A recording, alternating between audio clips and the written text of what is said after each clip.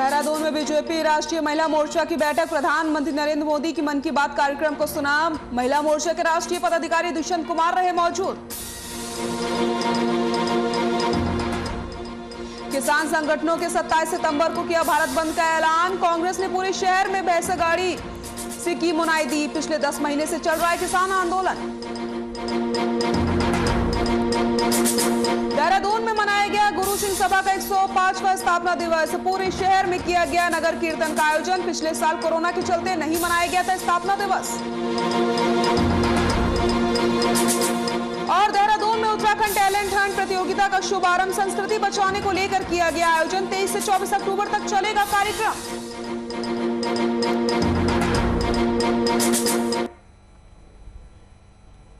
नमस्कार, बुलेटिन में आप सभी का स्वागत है। मैं हूं आपके साथ सृष्टि शुक्ला। रुक करते हैं खबरों का।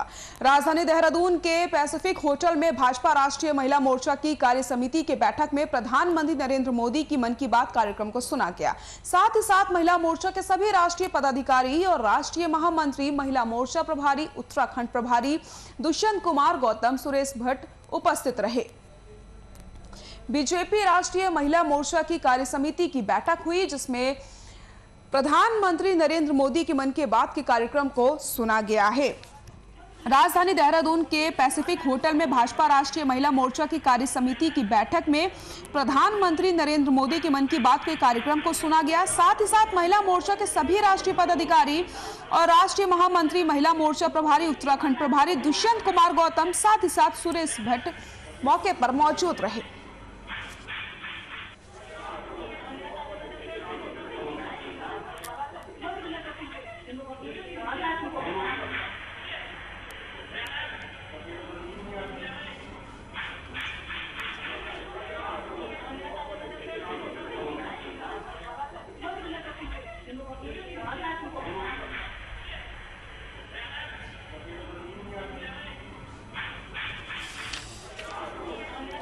बीजेपी राष्ट्रीय महिला मोर्चा की कार्य समिति की बैठक का आयोजन किया गया, जिसमें प्रधानमंत्री नरेंद्र मोदी के मन की बात के कार्यक्रम को सुना गया है। साथ ही साथ महिला मोर्चा के सभी राष्ट्रीय पदाधिकारी और राष्ट्रीय महामंत्री, महिला मोर्चा प्रभारी, उत्तराखंड प्रभारी दुष्यंत कुमार गौतम, सुरेश भट्ट उपस्थित रहे। तस्वीरें आपको हम दिखा रहे हैं देहरादून की, जहां पर पैसिफिक होटल में भाजपा राष्ट्रीय महिला मोर्चा की कार्य समिति की बैठक का आयोजन किया गया और इस बैठक में प्रधानमंत्री नरेंद्र मोदी के मन की बात के कार्यक्रम को भी सुना गया है। इस मौके पर राष्ट्रीय पदाधिकारी और राष्ट्रीय महामंत्री, महिला मोर्चा प्रभारी, उत्तराखंड प्रभारी दुष्यंत कुमार गौतम, सुरेश भट्ट उपस्थित रहे।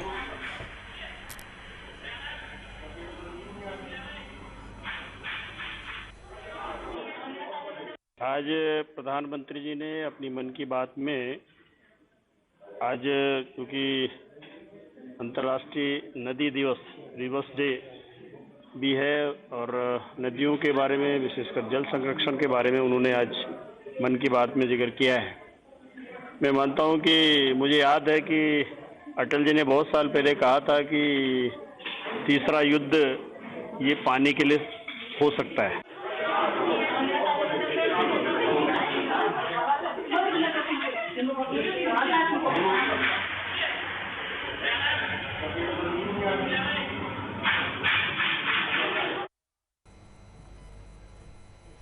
उत्तराखंड में राजनीतिक बदलाव के लक्ष्य के साथ उत्तराखंड की आम जनता द्वारा शुरू की गई मातृभूमि सेवा पार्टी ने रविवार को राजधानी देहरादून से अपनी बदलाव मुहिम की शुरुआत की। पार्टी प्रेस क्लब देहरादून में एक प्रेस कॉन्फ्रेंस के माध्यम से पार्टी के नाम की घोषणा और पार्टी घोषणा पत्र जारी करेगी। प्रेस कॉन्फ्रेंस में मातृभूमि सेवा पार्टी अपने उत्तराखंड बदलाव की मुहिम के बारे में पत्रकारों से बात करेगी और उत्तराखंड में लक्ष्य विधानसभा चुनाव 2022 की चर्चा की जाएगी। इस अवसर पर मातृभूमि पार्टी पहले उत्तराखंड के शहीदों को सुबह 9:30 बजे श्रद्धांजलि स्मारक पर श्रद्धांजलि अर्पित करेगी और उसके बाद उत्तराखंड बदलाव पैदल मार्च किया जाएगा। तस्वीरें आप देख सकते हैं, जहां पर मातृभूमि सेवा पार्टी ने अपनी हुंकार को भर दिया है। देहरादून से अपनी बदलाव मुहिम की शुरुआत की गई है। उत्तराखंड में लक्ष्य विधानसभा चुनाव की चर्चा की जाएगी। उत्तराखंड में राजनीतिक बदलाव के लक्ष्य के साथ ही उत्तराखंड की आम जनता द्वारा शुरू की गई मातृभूमि सेवा पार्टी ने रविवार को राजधानी देहरादून से अपनी बदलाव मुहिम की शुरुआत करी है, जहां पर भारी मात्रा में कार्यकर्ता मौजूद हैं। आप तस्वीरों में देख सकते हैं, मातृभूमि सेवा पार्टी ने अपनी हुकार को भर दिया है।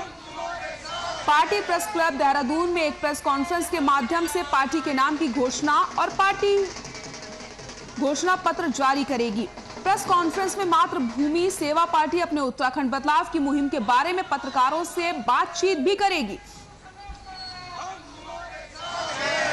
और उत्तराखंड में लक्ष्य विधानसभा चुनाव 2022 की चर्चा की जाएगी। इस अवसर पर मातृभूमि पार्टी पहले उत्तराखंड के शहीदों को सुबह 9:30 बजे शहीद स्मारक पर श्रद्धांजलि अर्पित करेगी और उसके बाद उत्तराखंड बदलाव पैदल मार्च किया जाएगा। आप तस्वीरों में देख सकते हैं, बड़े ही जोश के साथ मातृभूमि सेवा पार्टी ने अपनी हुकार को भरा है। आप तस्वीरों को देखकर अंदाजा लगा सकते हैं कि लक्ष्य आखिरकार इस पार्टी का क्या है, क्या बदलाव उत्तराखंड में चाहते हैं। उत्तराखंड में लक्ष्य विधानसभा चुनाव 2022 की चर्चा भी की जाएगी और प्रेस कॉन्फ्रेंस में मातृभूमि सेवा पार्टी अपने उत्तराखंड बदलाव की मुहिम के बारे में पत्रकारों से बातचीत भी करेगी।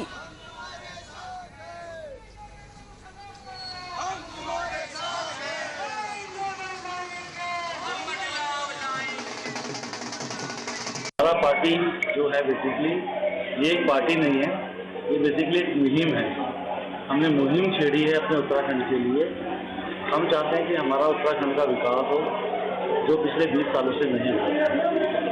जैसा कि कानून आना चाहिए, हेल्थ सेक्टर इम्प्रूव होना चाहिए, एजुकेशन सेक्टर इम्प्रूव होना चाहिए, इसके अलावा हमारे यहाँ रोजगार होना चाहिए, गैर सैन्य की राजधानी होना चाहिए।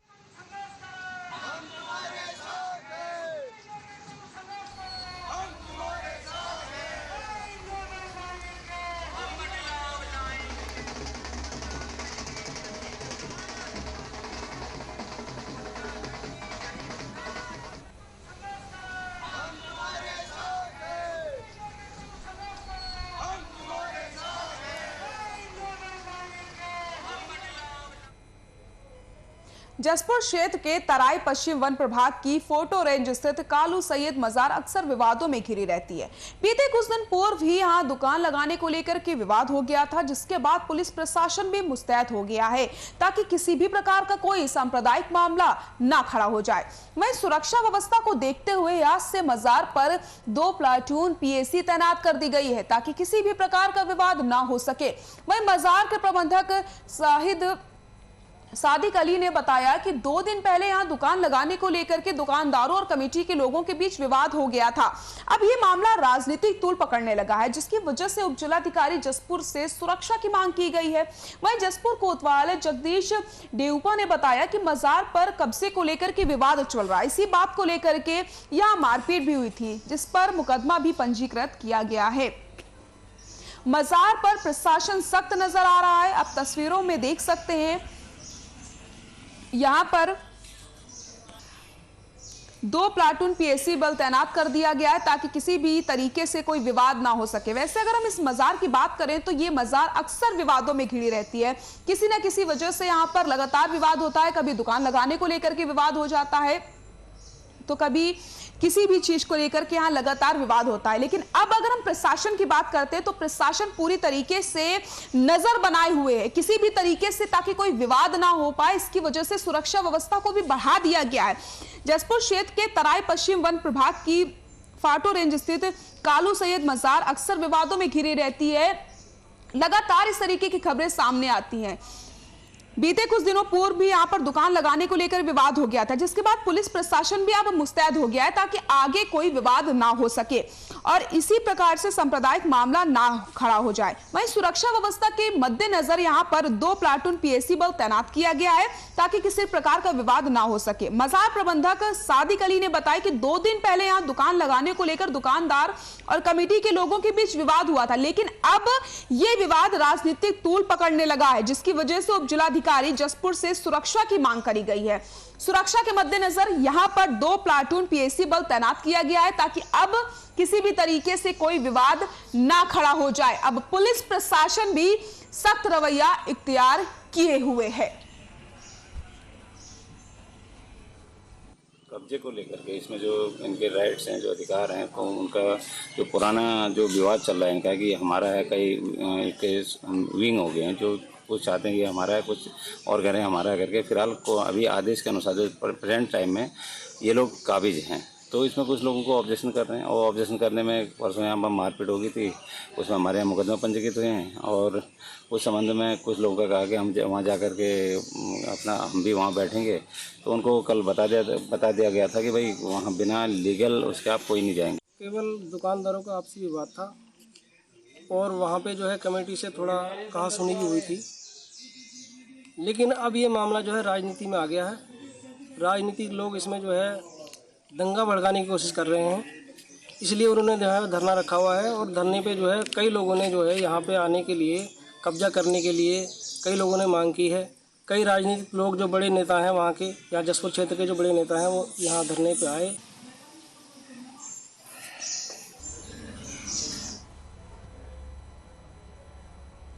यहाँ रुकते हैं एक छोटे से ब्रेक के लिए, जल्द हाजिर होते हैं।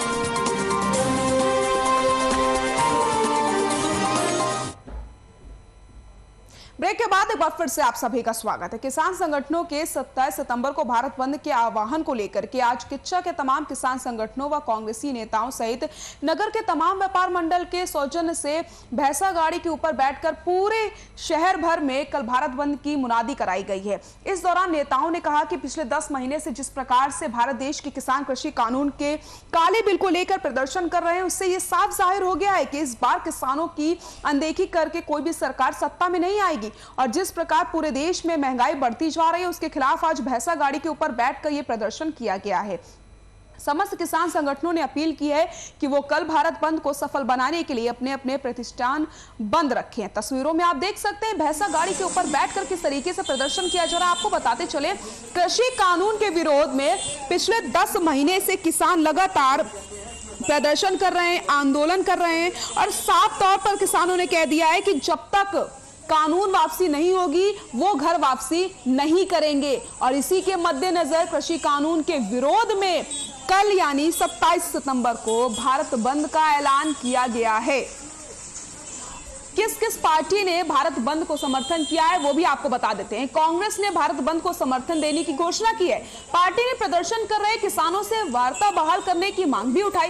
कांग्रेस प्रवक्ता गौरव वल्लभ ने कहा कि कांग्रेस पार्टी और उसके सभी कार्यकर्ता किसान संगठनों व किसान द्वारा 27 सितंबर को बुलाए गए शांतिपूर्ण भारत बंद का समर्थन करेंगे। उन्होंने कहा कि हम मांग करते हैं कि किसानों के साथ वार्ता प्रक्रिया शुरू की जानी चाहिए, क्योंकि वे पिछले 9 महीने से अधिक समय से दिल्ली की सीमाओं पर बैठे हुए हैं। हम मांग करते हैं कि बिना चर्चा के लागू किए गए तीनों काले कानून को वापस लिया जाए। कृषि कानून के विरोध में पिछले 10 महीने से किसान लगातार आंदोलन कर रहे हैं, दिल्ली की सीमाओं में बैठे हुए हैं। कभी सरकार और किसानों की कई बार वार्ता भी हुई, लेकिन सारी बैठकों में कोई भी फैसला नहीं हो सका, विफल रही सारी बैठक। उसके बाद बैठकों का दौर तो लगातार जारी रहा, लेकिन किसी भी बैठक में कोई हल नहीं निकला। और पिछले 10 महीने हो चुके हैं लगातार किसान आंदोलन कर रहे हैं कृषि कानून के विरोध में। किसानों ने साफ कह दिया है कि जब तक कानून वापसी नहीं होगी किसान घर वापसी नहीं करेंगे। इसी के मद्देनजर लगातार नई नई रणनीतियां बनाई जाती हैं। कभी महापंचायत की जाती है जिसमें भारी संख्या में किसान मौजूद होते हैं और कृषि कानून का विरोध करते हैं। अब एक नई रणनीति किसानों की तरफ से बनाई जा रही है और किसानों ने साफ कह दिया है कि जो सरकार किसानों का साथ नहीं देगी उसका बिल्कुल भी हम साथ नहीं देंगे। और इसी के मद्देनजर अब 27 सितंबर को भारत बंद का ऐलान किया गया है, जिसमें अगर कोई भी मरीज एम्बुलेंस से जा रहा है तो उसे तुरंत ही रास्ता दिया जाएगा। और इस भारत बंद में जरूरी सेवाओं की दुकानें खुली रहेंगी, साथ ही साथ मेडिकल स्टोर भी खुले रहेंगे। और अगर कोई भी एम्बुलेंस का सायरन सुनाई पड़ता है तो तुरंत ही उसको जाने की जगह भी दी जाएगी। प्रशासन भी इसको लेकर के अलर्ट मोड पर आ गया है। कल भारत बंद का ऐलान कर दिया है किसानों ने। इसी के मद्देनजर अब हर जगह मांग की जा रही कि भारत बंद को सफल बनाया जाए। ये तस्वीरें आपको हम दिखा रहे हैं, किच्चा की उत्तराखंड की तस्वीरें आपको हम दिखा रहे हैं, जहां पर भैंसा गाड़ी में बैठ करके किसान मांग कर रहे हैं कि भारत बंद को सफल बनाया जाए। पिछले 10 महीने से लगातार किसान आंदोलन कर रहे हैं। कृषि कानून के विरोध में यह आंदोलन किया जा रहा है। मांग की जा रही कि इस काले कानून को वापस किया जाए। किसान लगातार इस कानून को काला कानून करार कर रहे हैं। तो वहीं कई पार्टियों का समर्थन भी किसानों को मिल रहा है। सरकार से कई बार बातचीत हुई, लेकिन सारी बातचीत विफल रही। किसी भी बातचीत में कोई भी नतीजा निकलकर सामने नहीं आया। लेकिन अब मांग की जा रही कि एक बार फिर से किसान और सरकार के बीच वार्तालाप हो, किसानों की समस्याओं को सुना जाए। किसानों ने यह साफ कर दिया कि भले 1 साल हो जाए, 2 साल हो जाए, जब तक ये बिल वापस नहीं लिया जाता, जब तक कृषि कानून का बिल वापस नहीं लिया जाएगा, तब तक ये आंदोलन जारी रहेगा।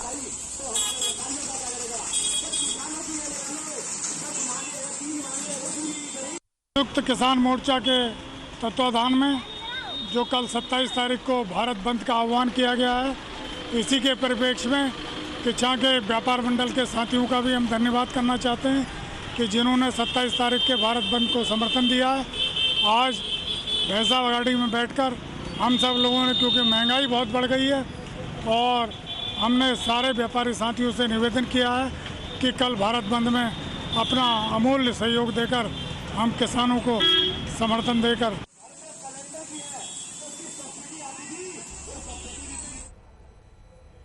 श्री गुरु सिंह सभा का 105वां सालाना दिवस सादगी के साथ मनाया गया। इस अवसर पर गुरुवाणी कीर्तन के साथ ही भंडारे का आयोजन किया गया, जिसमें सभी समुदाय के लोगों ने प्रसाद ग्रहण किया। कोरोना काल के कारण पिछले 2 सालों से सालाना दीवान सादगी के साथ मनाया जा रहा है। पूर्व में भव्य तरीके से इसका आयोजन किया जाता था और नगर कीर्तन आयोजित किए जाते थे। इस मौके पर गुरु सिंह सभा के अध्यक्ष नरेंद्र सिंह ने बताया कि 105 वर्ष पूरे आज हो गए हैं।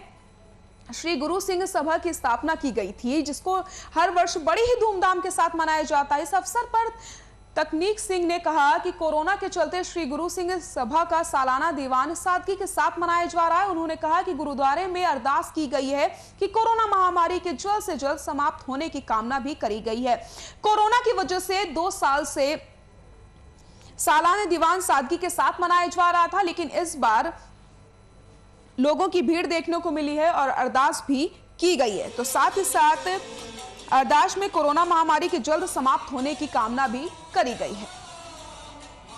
ये हर साल श्री गुरु सिंह सभा का एनुअल फंक्शन सालाना दीवान जो मनाया जाता है, ये फॉर्मेशन डे है श्री गुरु सिंह सभा मसूरी का।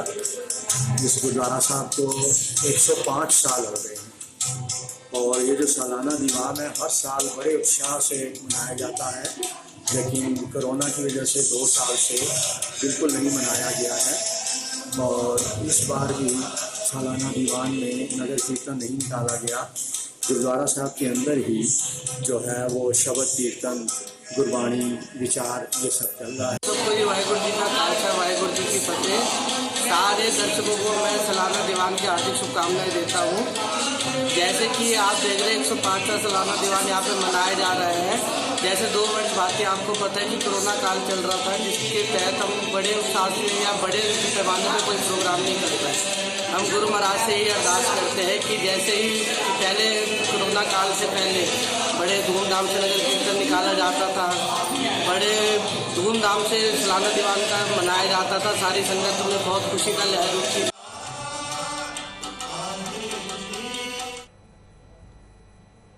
उत्तराखंड की लोक संस्कृति को बचाने को लेकर 4 धाम उत्तराखंड टैलेंट हंट प्रतियोगिता का शुभारंभ 23 और 24 अक्टूबर को होने वाला है, जिसमें उत्तराखंड के वाद्य यंत्रों वादकों को अपना हुनर दिखाने का मौका मिलेगा और उत्तराखंड के लुप्त हो रही संस्कृति को बचाने का काम किया जाएगा। वहीं 4 धाम टैलेंट हंट के सदस्य डॉक्टर केपी जोशी ने कहा कि आज उत्तराखंड के वाद्य यंत्रों लगातार लुप्त हो रहे हैं। संगठन का मकसद ये है कि लुप्त हो रही संस्कृति को किस तरीके से बचाया जाए। साथ ही साथ केपी जोशी ने कहा कि उत्तराखंड के सभी जिलों से ढोल वादकों को बुलाया जा रहा है। साथ ही उत्तराखंड में कच्चे माल रिगाल को लेकर भी वादकों से चर्चा की जाएगी। राजीव अरोड़ा जी हमारे आयोजन समिति में करा कोई डबली वगैरह कुछ करा।